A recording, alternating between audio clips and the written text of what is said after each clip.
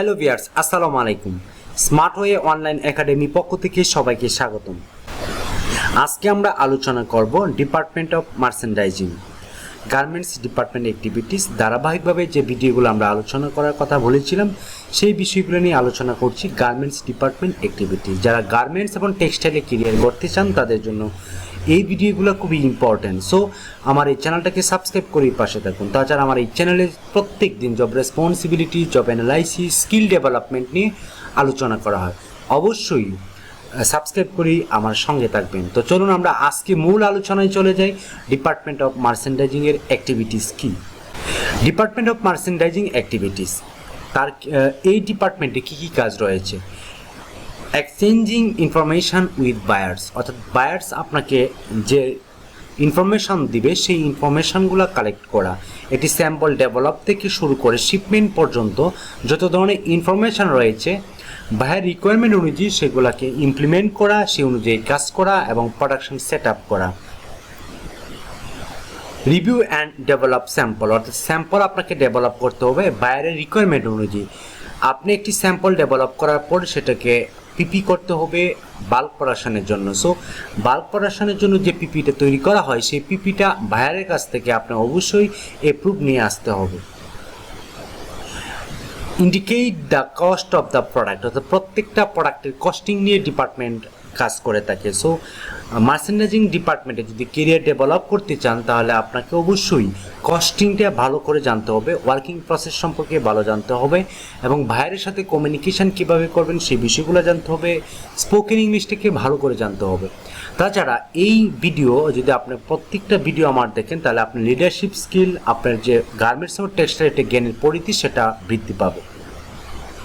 Keep goodwill with customers, কাস্টমারের যে সুনাম রয়েছে, একটি কোম্পানি সুনাম করতে গেলে কি কি পণ্য দিতে হবে, কোয়ালিটি 100% নিশ্চিত করতে হবে। সো কোয়ালিটি ডিপার্টমেন্ট নিয়ে সাধারণত ডিপার্টমেন্ট মার্চেন্ডাইজিং কাজ করে থাকে।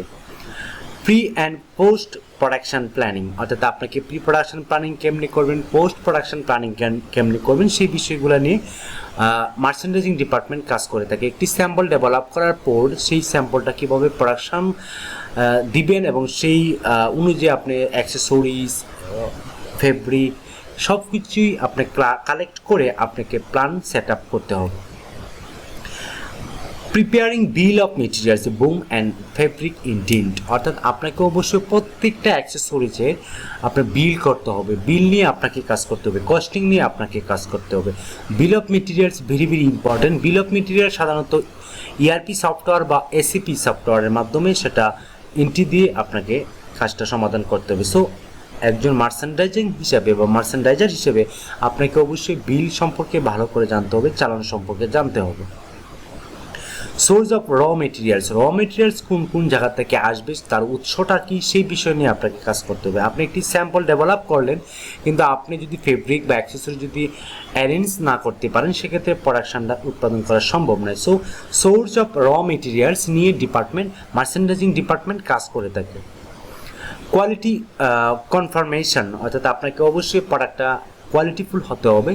কোয়ালিটিফুল হওয়ার জন্য যা যা প্রয়োজন সেই নিয়ে আপনি মার্চেন্ডাইজিং ডিপার্টমেন্ট কাজ করে থাকে।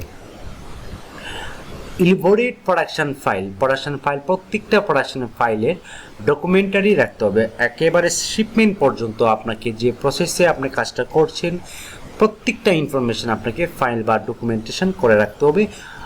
মার্চেন্ডাইজিং ডিপার্টমেন্ট এই বিষয়গুলো নিয়ে সাধারণত কাজ করে থাকে।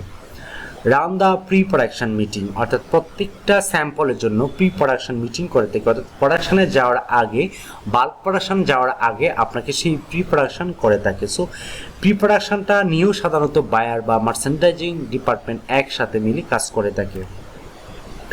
এক্সিকিউট ওয়ার্ডার্স, প্রত্যেকটা ওয়ার্ডার বা প্রত্যেকটা স্যাম্পল কীভাবে প্রোডাকশনটা হচ্ছে সেটা এক্সিকিউশন করে থাকে, পরিচালনা করে থাকে। সো মার্চেন্ডাইজিং ডিপার্টমেন্ট হিসেবে যদি আপনি জয়েন করতে চান আপনি অ্যাক্সেসরি সোর্স থেকে শুরু করে একেবারে শিপমেন্ট পর্যন্ত আপনার লেগে থাকতে হবে এবং কাজ করতে হবে। সো মার্চেন্ডাইজিং ডিপার্টমেন্টে খুবই ইম্পর্টেন্ট ডিপার্টমেন্ট, সেটা চাহিদা অনেক বেশি, মার্চেন্ডাইজিং স্যালারি অনেক বেশি, কাজটাও অনেকটা স্মার্ট। প্রোভাইডিং কাস্টমার কেয়ার, আপনাকে অবশ্যই কাস্টমারের বা ভায়ার কাস্টমার এখানে বলতে বোঝাচ্ছে বায়ারে যে কাজটা দিবে তাকে স্যাটিসফাই করেই কিন্তু আপনাকে পণ্যটা দিতে হবে। সো এই ছিল ডিপার্টমেন্ট অফ মার্চেন্ডাইজিং এর অ্যাক্টিভিটিস।